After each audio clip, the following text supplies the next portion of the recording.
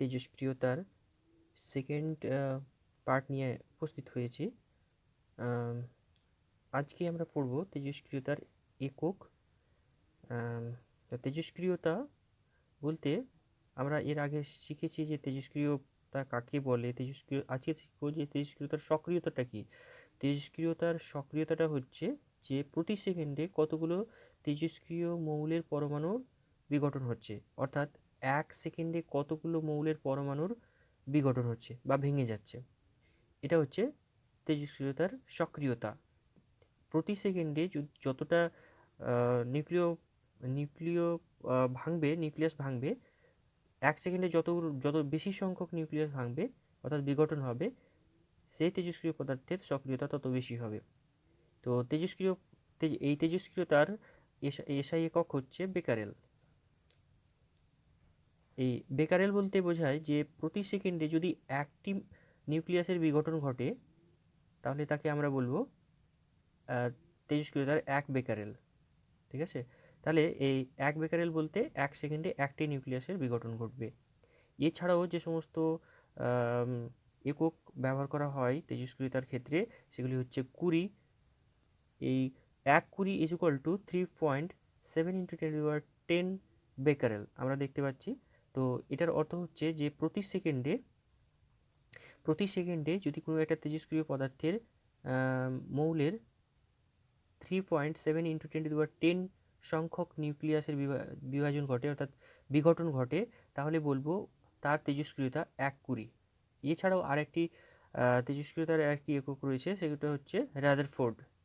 তো 1 Rutherford is equal to আমরা দেখতে পাচ্ছি 10⁶ বেকারেল, অর্থাৎ প্রতি সেকেন্ডে 10⁶ অর্থাৎ 10 লক্ষ নিউক্লিয়াসের বিঘটন সম্পন্ন হবে।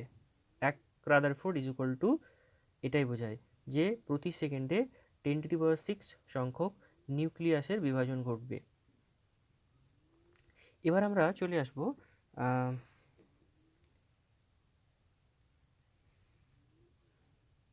চলে আসবো যে তেজস্ক্রিয় পদার্থগুলো, কোনো একটি তেজস্ক্রিয় পদার্থ যে সমস্ত রশ্মিগুলো নির্গত হয় সে সমস্ত রশ্মি সম্পর্কে আমরা বিস্তারিত আলোচনা করব।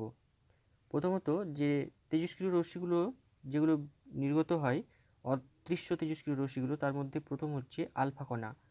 তো এই আলফা কণা হলো প্রকৃতপক্ষে 2 একক ধনাত্মক চার্জ বিশিষ্ট হিলিয়াম নিউক্লিয়াসের স্রোত। অর্থাৎ এটাকে যদি আমরা দেখি তাহলে যে আলফা কণাগুলো বেরোয় সেই আলফা কণাটা অ্যাকচুয়ালি যদি দেখি আমরা তাহলে এখানে দেখতে পাবো যে হিলিয়াম কণার নিউক্লিয়াসে যেমন 2টি প্রোটন এবং 2টি নিউট্রন থাকে, অর্থাৎ তার পরমাণু ক্রমাঙ্ক হচ্ছে 2 এবং তার ভর সংখ্যা হচ্ছে 4। তাহলে এখান থেকে আমরা পরিষ্কার হলাম যে হিলিয়াম পরমাণু থেকে 2টো ইলেকট্রন বেরিয়ে গিয়ে যেটা তৈরি হয় সেটা হচ্ছে হিলিয়ামের 2 একক ধনাত্মক চার্জ বিশিষ্ট একটা শুধুমাত্র নিউক্লিয়াসটা পড়ে থাকে, কারণ হিলিয়ামতে কেবলমাত্র 2টো ইলেকট্রন বর্তমান। তো সেই অবস্থা থেকে যদি 2টো ইলেকট্রন বেরিয়ে যায় তাহলে আমরা এটাই পাবো যে হিলিয়াম 2+। তাহলে সেখানে একমাত্র পড়ে থাকে 2টো প্রোটন এবং 2টো নিউট্রন। তার জন্য এখানে আমরা দেখতে পাচ্ছি তার ভর সংখ্যা 4 এবং তার পরমাণু ক্রমাঙ্ক 2, তার মানে 2টো প্রোটন এবং 2টো নিউট্রন বর্তমান। এবার এখান থেকে আমরা বুঝতে পারবো যে কোনো একটি তেজস্ক্রিয় মৌলের পরমাণু থেকে যদি একটি হিলিয়াম কণা বিঘটিত হয় অর্থাৎ বেরিয়ে যায়, তাহলে যেটা ঘটবে যে ওই নিউক্লিয়াস থেকে 2টো প্রোটন এবং 2টো নিউট্রন কমে যাবে। ঠিক আছে, তাহলে যেটা দেখলাম আমরা যে 2টো প্রোটন যদি বেরিয়ে যায় তাহলে তার পরমাণু ক্রমাঙ্ক জেড, মানে পরমাণু ক্রমাঙ্ক 2 একক কমে যাবে, এবং যদি একটা আলফা কণা বেরোয় তাহলে ওই পরমাণুর ভর সংখ্যা অর্থাৎ 4 একক কমে যাবে। ঠিক আছে, আচ্ছা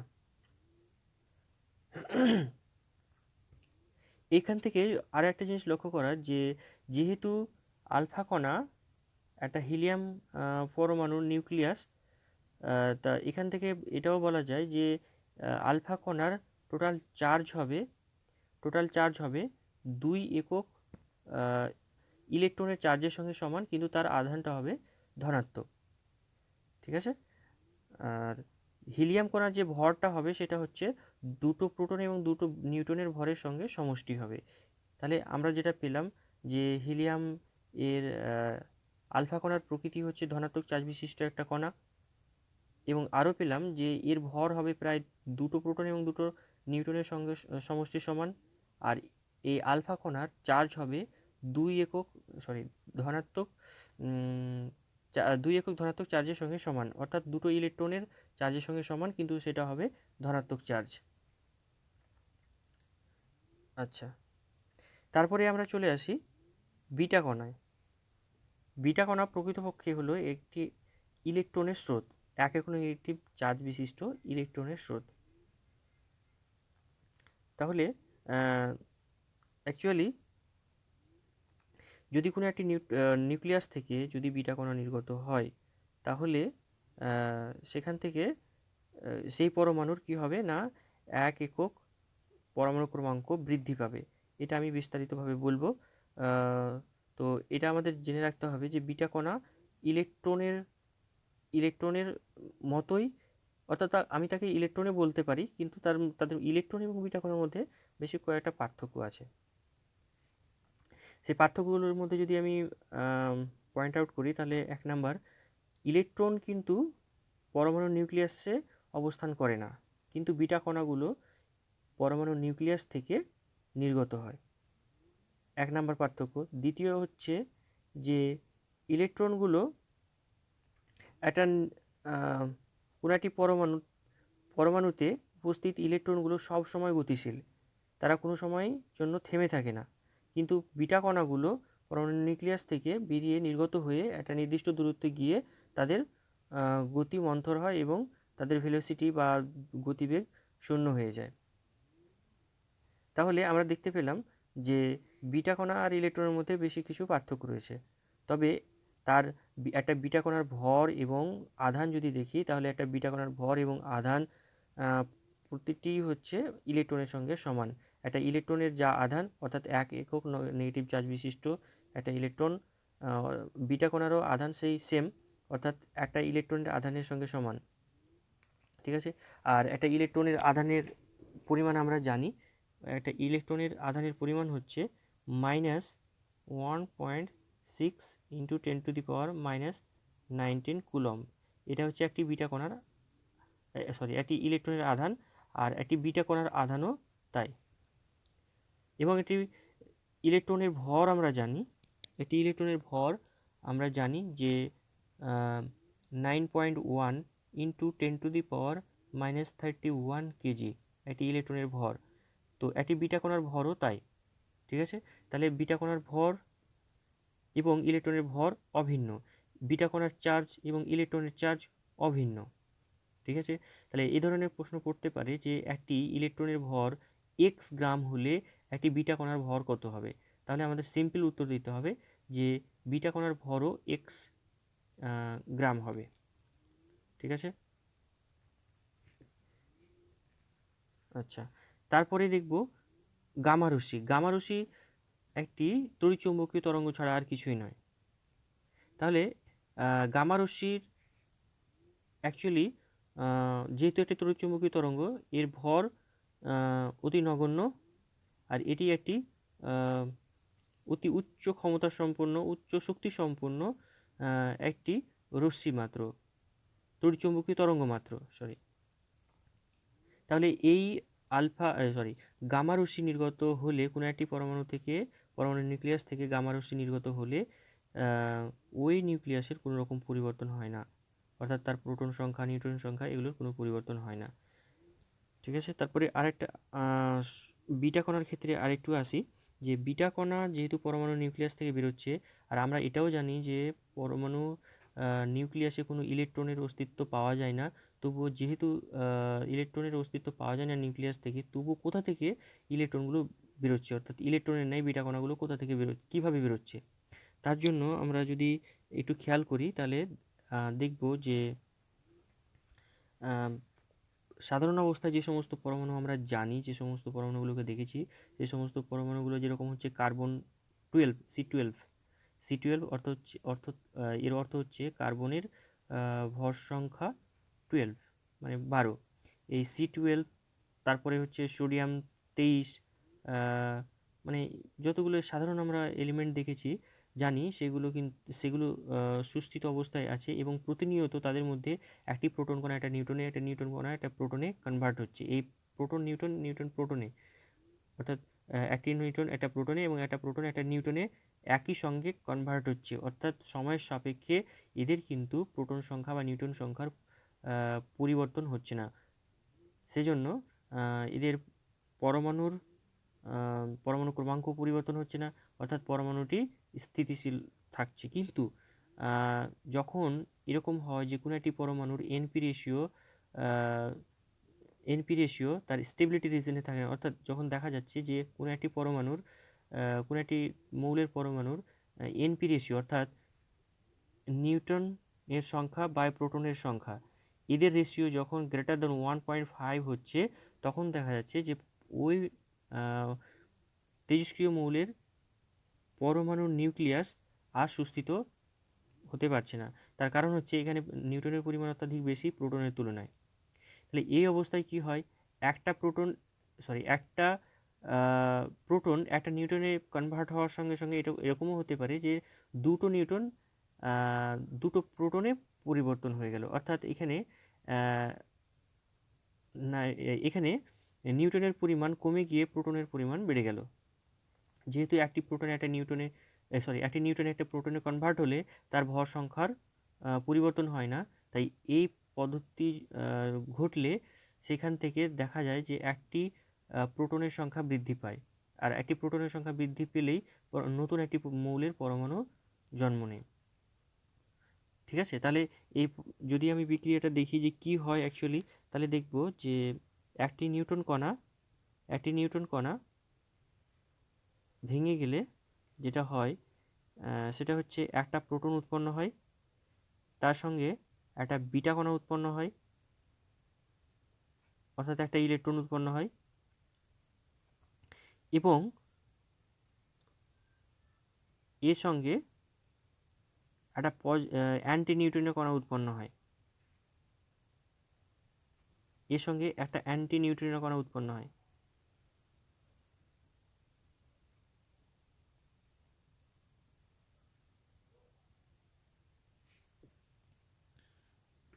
ঠিক আছে, তাহলে এখান থেকে যেটা দেখলাম যে একটা নিউটন, একটা প্রোটন এবং একটা ইলেকট্রন অর্থাৎ বিটা কণা এবং এর সঙ্গে একটা অ্যান্টি নিউট্রিনো কণা উৎপন্ন করে।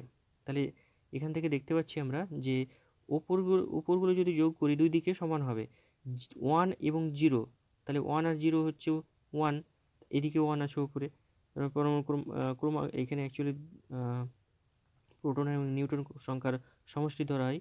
কিন্তু এখানে আমরা যেটা খেয়াল করব যে উপরেরগুলো, বাম সাইডের উপরের যোগফলগুলো সব সমান যতটা হবে, ডান সাইডের টোটালি উপরের যোগফলের সমষ্টি বাম দিকে যেটা থাকবে উপরের দিকে তার সঙ্গে সমান হবে। এদিকে বাম দিকে নিউটনের মাথায় উপরে আছে 1, আর এদিকে প্রোটনের মাথায় 1 আর এখানে 0, অর্থাৎ এই দুটোর যোগফল একই হলো। নিচেরগুলোও সেম হবে। বাম দিকে দেখতে পাচ্ছি আমরা 0, তাই এদিকে যোগ বিয়োগ করার ফলেও ওই 0ই হবে। এখানে 1 আর এখানে -1, তাহলে টোটাল হলো 0, তাহলে এটা ব্যালেন্স আছে। এখান থেকে আমরা বুঝলাম যে একটা নিউটন কণা যদি একটা প্রোটন কণাতে পরিবর্তন হয়, তাহলে তার সঙ্গে একটা বিটা কণা উৎপন্ন হয়, এই বিটা কণাটাই পরমাণু নিউক্লিয়াস থেকে বেরিয়ে আসে। এভাবে একটা ইলেকট্রনের জন্ম হয় কোনো একটি কোনো একটি তেজস্ক্রিয় মৌলের পরমাণুর নিউক্লিয়াসে। এটা কখন ঘটে না, যখন এনপি রেশিওটা 1.5 থেকে বেশি হবে, তখন এই প্রসেসটা সম্পন্ন হবে, এবং এই প্রসেসটা সম্পন্ন হলে বিটা কণাগুলো ওখান থেকে বেরিয়ে আসবে। অর্থাৎ এনপি রেশিও যখন হাই হবে 1.5 কাছাকাছি বা তার 1.5 সমান বা তার থেকে বেশি যখন হবে, তখন কি হবে না, বিটা কণা বেরিয়ে আসবে এবং নিউক্লিয়াসটা সুস্থিত হবে। সাধারণ অবস্থায় একটি নিউটন কণা একটা প্রোটন কণায় উৎপন্ন হলে একটি প্রোটন কণা একটা নিউটনে কনভার্ট হয়, ফলে সেই সমস্ত মৌলের পরমাণুর ক্ষেত্রে কোনো রকমের তেজস্ক্রিয় বিঘটন হয় না, অর্থাৎ সেই ক্ষেত্রে আমরা কোনো ইলেকট্রন পায় না, অর্থাৎ সেগুলো সুস্থিত অবস্থায় থাকে সেই নিউক্লিয়াসগুলো। কিন্তু যখন এনপি রেশিওটা 1.5-এর থেকে বেশি হয়ে যাবে তখন দেখা যায় যে কথার কথা আহ, একটা প্রোটন একটা নিউট্রনে পরিবর্তিত হলে 1 সেকেন্ডে একটি প্রোটন একটা নিউটনে পরিবর্তন হলে 1 সেকেন্ডে দুটি প্রোটনে মানে কনভার্ট হয়ে যায় বা রূপান্তরিত হয়। তাহলে এখানে আমরা দেখলাম যে 1 সেকেন্ড পরে আহ, একটা নিউটনের পরিমাণ কমে গিয়ে একটা প্রোটনের পরিমাণ বেড়ে গেছে। এই জায়গাটায় অ্যাকচুয়ালি ঘটে যখন এনপি রেশিও 1.5-এর তুলনায় বেশি হয়ে যায়। এবার আমরা অ্যাট এ গ্ল্যান্স দেখব যে পরমাণুর থেকে নির্গত যে সমস্ত তেজস্ক্রিয় রশ্মি নির্গত হচ্ছে তাদের ধর্মের তুলনাগুলো একবার করব আমরা। তাহলে এখানে দেখি যে প্রথম কথা যে আলফা বিটা গামা রশ্মিগুলোর যদি আমরা প্রকৃতি দেখি তাহলে দেখব যে আলফা কণাটা হচ্ছে তড়িৎ ধনাত্মক, অর্থাৎ ধনাত্মক চার্জ বিশিষ্ট একটা হিলিয়াম কণার স্রোত, এবং বিটা কণা হচ্ছে ঋণাত্মক চার্জ বিশিষ্ট অর্থাৎ তড়িৎগ্রস্ত ইলেকট্রন কণার স্রোত। আর গামা রশ্মি হচ্ছে একটি উচ্চ শক্তি সম্পন্ন তড়িৎচুম্বকীয় তরঙ্গ। এবার আধানের যদি দেখি তাহলে এখানে দেখব কি যে আধান ওখানে দেখেছিলাম যে 2 একক ধনাত্মক চার্জ বিশিষ্ট হয় আলফা কণাটা। তাহলে একটা ইলেকট্রনের চার্জ কত হয়? একটা ইলেকট্রনের চার্জ হচ্ছে -1.6 × 10⁻19 কুলম্ব। তাহলে দুটো ইলেকট্রনের চার্জ একে দিয়ে 2 দিয়ে গুণ করলে যা হবে, তাহলে দুটো ইলেকট্রনের চার্জের সঙ্গে সমান হবে আলফা কণার চার্জ বা আধান, কিন্তু সেটা হবে ধনাত্মক। তাই এখানে আলফার ক্ষেত্রে ধনাত্মক দেওয়া হয়েছে, কিন্তু বিটার ক্ষেত্রে ঋণাত্মক চার্জ দেওয়া হয়েছে। আর অপরপক্ষে যদি আমরা গামা রশ্মি দেখি তাহলে এটা হবে নিস্তড়িত। তাহলে এটা আমরা ক্লিয়ার হয়ে গেলাম। তাহলে আরেকবার বলে দিই যে আলফা কণার চার্জ হবে দুটো ইলেকট্রনের চার্জের সঙ্গে সমান, কিন্তু সেটা হবে ধনাত্মক চার্জ বিশিষ্ট। আর বিটা রশ্মি হচ্ছে একটা ইলেকট্রনের চার্জের সমান, বিটা রশ্মির যে চার্জ বা আধান সেটা হচ্ছে একটা ইলেকট্রনের চার্জের সঙ্গে সমান, অর্থাৎ এটা। আর গামা রশ্মির কোনো রকম চার্জ বা আধান নেই। এবার ভর নিয়ে যদি আলোচনা করি তাহলে দেখব এর আগেও আমি আলোচনা করেছি যে একটা ইলেকট্রনের যা ভর একটা বিটা রশ্মির বা বিটা কণার ভর সেম, অর্থাৎ 9.1 × 10⁻31 কেজি। আর একই রকমভাবে একটি আলফা কণার ভর হচ্ছে দুটো প্রোটন এবং দুটো নিউট্রন কণার ভরের সমষ্টির সমান। অর্থাৎ এখানে যদি আমরা ক্যালকুলেশন করি তাহলে আমরা দেখতে পাবো 6.64 × 10⁻27 কেজি। তাহলে একটা আলফা কণার ভর হচ্ছে এটা। আচ্ছা, তারপরে আমরা দেখব ভেদন ক্ষমতা। ভেদন ক্ষমতাটা কি? ভেদন ক্ষমতাটা মানে হচ্ছে কোনো একটি তরল বা গ্যাসীয় বা কঠিন পদার্থের মধ্য দিয়ে এই আলফা বিটা রশ্মিগুলো কতটা ভেদ করে যেতে পারছে। ঠিক আছে, তাহলে এখানে যদি আমরা দেখি ভেদন ক্ষমতাটা, তো এখানে দেখলে একটু পরিষ্কার বুঝবো। এইখানে এই পদার্থটা হচ্ছে যে কোনো একটা পদার্থ, গ্যাসীয় পদার্থ হতে পারে, তরল হতে পারে বা কঠিন পদার্থ হতে পারে। তো এই আলফা রশ্মিগুলো এখান থেকে হয়তো আলফা বিটা গামা যাই হোক এখান থেকে রশ্মিগুলো বেরোলো, বেরিয়ে গিয়ে এইটা ভিতর দিয়ে কতটা সে যেতে পারছে। তাহলে এখানে দেখব যে আলফা কণাটা মানে সব থেকে অল্প পরিমাণে ভেদ করে যাচ্ছে। তার কারণ হচ্ছে এটার ভর সব থেকে বেশি, এটার চার্জও সব থেকে বেশি। তাই এইটা চার্জের সঙ্গে যদিও সম্পর্ক নেই, তাহলে এই ভরটা যেহেতু সব থেকে বেশি তাই সেটা ভেদন ক্ষমতা সব থেকে কম হবে কোনো একটি পদার্থের মধ্য দিয়ে, সে হোক গ্যাসীয় বা তরল বা কঠিন পদার্থ। তাই আলফার ভেদন ক্ষমতা সব থেকে কম। বিটা রশ্মির যেহেতু ভর গামার থেকে কম কিন্তু আলফার থেকে কম কিন্তু গামার থেকে বেশি, তাই এর ভেদন ক্ষমতাও হবে আলফার থেকে বেশি কিন্তু গামার থেকে কম। সব থেকে গামা রশ্মির ভর হচ্ছে সব থেকে কম, অর্থাৎ এর ভর নেই বললেই চলে। তাহলে এটি সব থেকে বেশি ভেদন ক্ষমতা সম্পন্ন। তাহলে এখান থেকে যদি আমরা দেখি যে ভেদন ক্ষমতার যদি একটা ক্রম আমরা করি, ঊর্ধ্বক্রম যদি করি, তাহলে কি পাবো না সব থেকে ভেদন ক্ষমতা বেশি হচ্ছে গামার, তারপর হচ্ছে বিটার, তারপর হচ্ছে আলফার। এখানে যদি একটা কম্পেয়ার করি যে আলফার ভেদন ক্ষমতাকে যদি আমরা 1 ধরে নিই, তাহলে বিটার বিটার ভেদন ক্ষমতা হবে 100 এবং গামার ভেদন ক্ষমতা হবে আরও 100 গুণ, বিটার 100 গুণ, অর্থাৎ এখানে ভেদন ক্ষমতা হবে আলফার তুলনায় 10,000 গুণ। ঠিক আছে, তাহলে আমরা যেটা দেখলাম যে ভেদন ক্ষমতা সব থেকে বেশি গামার, তারপরে হচ্ছে বিটার, তারপরে হচ্ছে আলফার। তাহলে ঊর্ধ্বক্রম যদি আমি বলি বা ইনক্রিজিং অর্ডার যদি বলি, ভেদন ক্ষমতার ইনক্রিজিং অর্ডার বা ঊর্ধ্বক্রমে যদি আমরা সাজাই, তাহলে আমাদেরকে কীভাবে সাজাতে হবে না, সব থেকে ছোট থেকে বড় দিকে সাজাতে হবে। তাহলে alpha less than beta less than gamma এভাবে সাজাতে হবে। যদি বলা হয় যে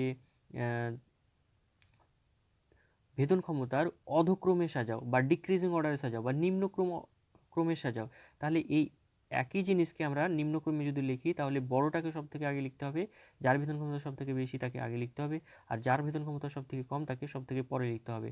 এটা তোমরা জানো, এটা আমি একবার জাস্ট রিক্যাপ করিয়ে দিলাম।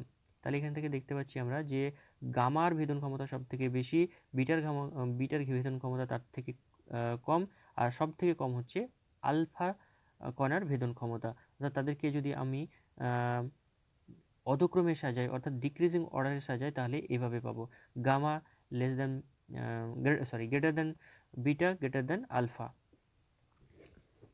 আচ্ছা, এরপরে আমরা চলে আসবো গ্যাসকে আয়নিত করার ক্ষমতা। যদি আমরা দেখি গ্যাসকে আয়নিত করার ক্ষমতা, গ্যাসকে আয়নিত করার ক্ষমতা মানে হচ্ছে যে কোনো একটি গ্যাসের ভিতর দিয়ে যখন এই রশ্মিগুলো যাবে, তাহলে কোন রশ্মিটা সব থেকে বেশি ওই গ্যাসকে আয়নিত করতে পারবে। আমরা যেহেতু এখানে যদি আমরা পর্যালোচনা করি যে আলফা বিটা গামার মধ্যে কার চার্জ সব থেকে বেশি, তাহলে দেখব যে আলফা রশ্মির চার্জ সব থেকে বেশি। এটা 2 একক ধনাত্মক চার্জ বিশিষ্ট কণা একটি, অর্থাৎ এর যেহেতু চার্জ সব থেকে বেশি, তাই কোনো একটি গ্যাসের মধ্য দিয়ে যখন যাবে, তখন ওই গ্যাসে উপস্থিত পরমাণুগুলোকে কি করবে, আয়নে পরিণত করবে। তাহলে এই আয়নে পরিণত করার ক্ষমতাটাই হচ্ছে গ্যাসকে আয়নিত করার ক্ষমতা। এই গ্যাসকে আয়নিত করার ক্ষমতা হবে সব থেকে বেশি হবে আলফার, তার কারণ হচ্ছে আলফার চার্জ সব থেকে বেশি। তারপরে হবে বিটার, কারণ হচ্ছে বিটা একটি 1 একক ঋণাত্মক চার্জ বিশিষ্ট কণা, অর্থাৎ ইলেকট্রনের মতো। তাহলে এর যেতে একটা চার্জ আছে বা আধান আছে, কিন্তু সেটা আলফার তুলনায় কম, তাই গ্যাসকে আয়নিত করার ক্ষমতা গামার তুলনায় বেশি হবে, কিন্তু আলফার তুলনায় কম হবে। আর গামা রশ্মির ভেদন ক্ষমতা গামা রশ্মির গ্যাসকে আয়নিত করার ক্ষমতা সব থেকে কম হবে, খুব সামান্যই হবে, যত সামান্যই হবে। তাহলে গ্যাসকে আয়নিত করার ক্ষমতা গামার যদি 1 ধরে নিই, তাহলে দেখা যাবে বিটার ভেদন ক্ষমতা গামার তুলনায় 100 গুণ, কিন্তু আলফার গ্যাসকে আয়নিত করার ক্ষমতা গামার তুলনায় 10,000 গুণ হবে। ঠিক আছে, তাহলে এখান থেকে আমরা পরিষ্কার হয়ে গেলাম। যদি এখান থেকেও আমরা কি করতে পারবো, গ্যাসকে আয়নিত করার ক্ষমতা অনুযায়ী তাদেরকে সাজাতে পারবো। গ্যাসকে আয়নিত করার ক্ষমতা অনুযায়ী যদি সাজাই, সব থেকে বেশি হবে আলফা, তারপরে হবে বিটা, তারপরে হবে গামা। তাহলে এইভাবে আমরা ডিক্রিজিং অর্ডারে বা অধক্রমে সাজাতে পারি। আবার এটাকে যদি উচ্চক্রমে সাজাই বা ঊর্ধ্বক্রমে যদি সাজাই ইনক্রিজিং অর্ডারে, তাহলে আমরা gamma less than beta less than alpha এই আকারেও সাজাতে পারবো। আচ্ছা, এবার আমরা দেখব কোনো একটি নিউক্লিয়াসের তেজস্ক্রিয় মৌলের পরমাণু থেকে আলফা বিটা গামা রশ্মিগুলো নির্গত হলে কিভাবে ওই মৌলের পরমাণুগুলোর পরিবর্তন হবে।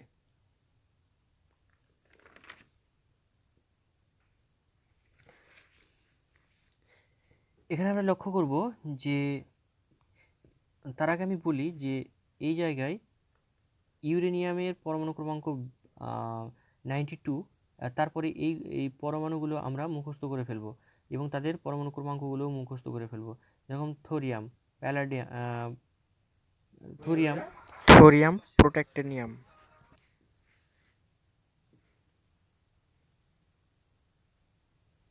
আচ্ছা, এখানে যেমন হচ্ছে ইউরেনিয়ামের আগে এবং পরে কতগুলো মৌলগুলোর পরমাণু ক্রমাঙ্ক সহ তাদের নামগুলো মনে রাখবো। ইউরেনিয়ামের পরে যেগুলো আছে, যেরকম নেপচুনিয়াম, নেপচুনিয়াম 93, তারপরে প্লুটোনিয়াম 95, অ্যামারেসিয়াম 95, প্লুটোনিয়াম 94, এগুলো হচ্ছে ইউরেনিয়ামোত্তর মৌল। আমাদের এভাবে প্রশ্ন দিতেই পারে যে একটি ইউরেনিয়ামোত্তর মৌলের নাম বলো, তাহলে আমাকে নেপচুনিয়াম, প্লুটোনিয়াম, তারপরে অ্যামারেসিয়াম, এই তিনটের মধ্যে যে কোনো একটা বললেই হবে। আচ্ছা, তারপরে আমরা চলে আসব আলফা বিটা রশ্মি নিঃসরণ হলে, আলফা বা বিটা বা গামা রশ্মি নিঃসরণ হলে কি হবে, অ্যাকচুয়ালি কোনো একটা নিউক্লিয়াসের কীরকম পরিবর্তন হবে। তাহলে দেখলাম এখান থেকে দেখতে পাচ্ছি এর আগেও আমি বলেছি যে আলফা কণা মানে হচ্ছে 2 একক ধনাত্মক চার্জ বিশিষ্ট একটা হিলিয়ামের নিউক্লিয়াস। অর্থাৎ এইখানে একটা আলফা বেরোনো মানে হচ্ছে দুটো প্রোটন বেরোনো আর দুটো নিউট্রন বেরোনো। তার মানে হচ্ছে আলফা বেরোলে পরমাণু ক্রমাঙ্ক 2 একক কমবে এবং পরমাণুর ভর সংখ্যা 4 একক কমবে। ভর সংখ্যা মানে হচ্ছে প্রোটন সংখ্যা, নিউট্রন সংখ্যা।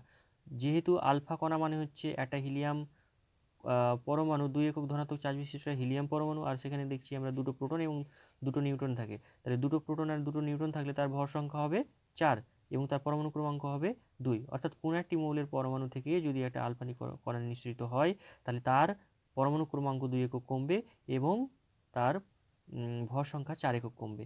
এই ক্ষেত্রে যেহেতু আমরা এক্স এর ক্ষেত্রে যদি দেখি যে এক্স একটি মৌলের পরমাণু নিউক্লিয়াস, তাহলে এক্স এর পরমাণু ক্রমাঙ্ক এখানে দেখতে পাচ্ছি জেড এবং তার ভর সংখ্যা হচ্ছে এ।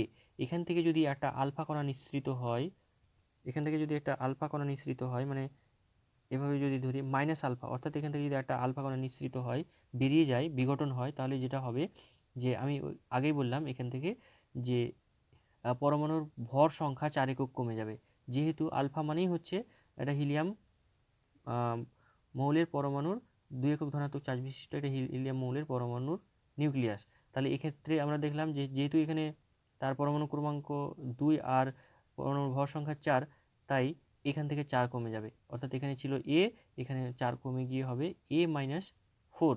আর এখান থেকে যেহেতু আমরা এখানে দেখছি যে 2 একক কমে যাচ্ছে, তাই একটা আলফা কণা বেরিয়ে যাওয়া মানে হচ্ছে জেড পরমাণু ক্রমাঙ্ক যা ছিল তার থেকে 2 একক কমে যাওয়া। অর্থাৎ এখানে ছিল জেড, এখান থেকে 2 কমে গেলে হবে Z-2। ঠিক আছে। আর এর সঙ্গে যেহেতু একটা আলফা কণা বেরিয়েছে, এটাকে প্লাস আকারে এখানে লিখেছি। একই রকমভাবে একটা যদি আমরা উদাহরণ দেখি তাহলে দেখতে পাবো ইউরেনিয়াম এখানে 235 আর তার পরমাণু ক্রমাঙ্ক হচ্ছে 92। তার মানে এখান থেকে যদি একটা আলফা কণা নিঃসরণ হয় তাহলে উপর থেকে 4 একক কমবে আর নিচ থেকে 2 একক কমবে। এখান থেকেও তো আমরা তাই দেখতে পাচ্ছি। কি হলো এখানে 235 থেকে 4 একক কমলে 231, আর এখান থেকে ইউরেনিয়াম থেকে 92 থেকে 2 কমলে এখানে হচ্ছে 90, আর সঙ্গে একটা আলফা কণা যেহেতু বেরিয়েছে তাই এখানে প্লাস আকারে লিখলাম। তারপরে চলে আসবো আমরা বিটা কণা নিঃসরণের ক্ষেত্রে। বিটা কণা নিঃসরণের ক্ষেত্রে আমি এর আগেই দেখালাম যে বিটা কণা নিঃসৃত হলে কোনো একটি মৌলের পরমাণু একটা ইলেকট্রন বেরিয়ে যাওয়া মানে হচ্ছে একটা নিউট্রন একটা প্রোটনে পরিণত হওয়া। এর প্রসেসটা আমি আগেই দেখালাম। তাহলে একটা নিউট্রন প্রোটনে পরিণত হলো, অর্থাৎ নিউট্রন একটা প্রোটনে পরিণত হলে তার ভর সংখ্যা অপরিবর্তিত থাকে, কিন্তু তার পরমাণু ক্রমাঙ্ক 1 একক বেড়ে যায়। কারণ হচ্ছে একটা এক্সট্রা নিউট্রন একটা প্রোটনে পরিণত হয়ে গেছে, তার মানে প্রোটনের সংখ্যা 1 একক বাড়লো। তাই স্বাভাবিকভাবেই যখন কোনো একটি মৌলের পরমাণু নিউক্লিয়াস থেকে একটা বিটা কণা নিঃসৃত হবে তখন এক একক পরমাণু ক্রমাঙ্ক বৃদ্ধি পাবে। এখানে ছিল এক্স এর এ ওপরে, নিচে হচ্ছে জেড, তাহলে Z+1 হয়ে যাবে। মানে পরমাণু ক্রমাঙ্ক কী হবে, 1 একক বৃদ্ধি পাবে, কিন্তু পরমাণুর ভর সংখ্যা কোনো রকম পরিবর্তন হবে না, কারণ ভর সংখ্যা হচ্ছে নিউট্রন প্লাস প্রোটন। একটা নিউট্রন একটা প্রোটনের পরিবর্তিত হলেও রূপান্তরিত হলেও প্রোটন এবং নিউট্রন সংখ্যার সমষ্টি কিন্তু পরিবর্তন হয় না। সেই জন্য কি হয় যে উপরের ভর সংখ্যা কিন্তু একই থেকে যায়, এ ছিল এই থাকছে, কিন্তু পরমাণুর ক্রমাঙ্ক 1 একক বৃদ্ধি পাবে, কারণ একটা এক্সট্রা নিউট্রন একটা প্রোটনে পরিণত হয়েছে এই ক্ষেত্রে। তাই কি হলো, তার একটা পরমাণু ক্রমাঙ্ক 1 বৃদ্ধি পাবে, আর তার সঙ্গে একটা বিটা কণা নির্গত হবে। তাহলে এখান থেকে যদি আমরা দেখি উদাহরণটা, যে কার্বন 14 C14 মানে এখান থেকে দেখছি একটা বিটা কণা নিঃসৃত হলে পরমাণু ক্রমাঙ্ক 1 একক বৃদ্ধি পেল, কিন্তু উপরে পরমাণু ভর সংখ্যা একই থাকলো এবং সঙ্গে একটা বিটা কণা নিঃসৃত হলো। ঠিক আছে। আর একইভাবে আমরা দেখব যে গামা রশ্মি নির্গত হলে যেহেতু এখানে পরমাণু ক্রমাঙ্ক পরমাণু ভর সংখ্যার বা নিউট্রন প্রোটনের কোনো পরিবর্তন হয় না, তাই এই ক্ষেত্রে আমরা গামা রশ্মি নির্গত হলে তার ভর সংখ্যা এবং পরমাণু ক্রমাঙ্ক কোনোটারই পরিবর্তন হয় না। এই কণাটা নিঃসরণ কখন হয়, তাহলে এটা বলে রাখি যে যখন কোনো একটি মৌলের পরমাণু থেকে পরমাণু নিউক্লিয়াস থেকে আলফা অথবা বিটা যে কোনো এক ধরনের বিঘটন সম্পন্ন হলেই, আলফা রশ্মি বা বিটা রশ্মি যে কোনো একটি রশ্মি নির্গত হলেই কি হবে, সেই নিউক্লিয়াসটা দুস্থিত হয়ে পড়বে, অর্থাৎ তার স্থিতিশীলতা হারাবে। তখন কি হবে, স্থিতিশীলতা অর্জন করার জন্য সে কী করবে, কিছু পরিমাণে এনার্জি সে বিকৃত করবে, সেই এনার্জিটাই গামা রশ্মি হিসেবে বেরিয়ে আসে। তাহলে এখান থেকে আমরা দেখলাম কি, কোনো একটি মৌলের পরমাণু হয় আলফা কণা নিঃসরণ করলো, আলফা কণা নিঃসরণ করার ফলে সে কী হলো না, নিঃসরণ করার ফলে সে অসুস্থিত হয়ে গেল, দুস্থিত হয়ে গেল। তখন সেই দুস্থিত বা স্থিতিশীল অবস্থায় নেই যেহেতু, তাই সে স্থিতিশীল অবস্থা অর্জন করার লক্ষ্যে কিছু পরিমাণে এনার্জি ছেড়ে দেবে, সেই এনার্জিটা গামা রশ্মি হিসেবে বেরিয়ে আসবে। ক্লিয়ার হয়েছে? আচ্ছা, এর আরেকটা জিনিস বলি আমি, যে কোনো একটি নিউক্লিয়াস থেকে মানে তেজস্ক্রিয় মৌলের পরমাণু থেকে একসঙ্গে আলফা বিটা কণা বেরোতে পারে না। প্রথমে হয়তো আলফা বেরোবে, তারপরে বিটা বেরোতে পারে, বা বিটা বেরোবে তারপরে আলফা বেরোবে। কিন্তু আলফা বা বিটা যাই বেরোক না কেন, আলফা বিটা বেরোনোর ফলে নিউক্লিয়াসটা দূষিত হয়ে পড়বে এবং সেখান থেকে গামা রশ্মি নির্গত হবে। তাহলে আজকের ক্লাস এই পর্যন্তই।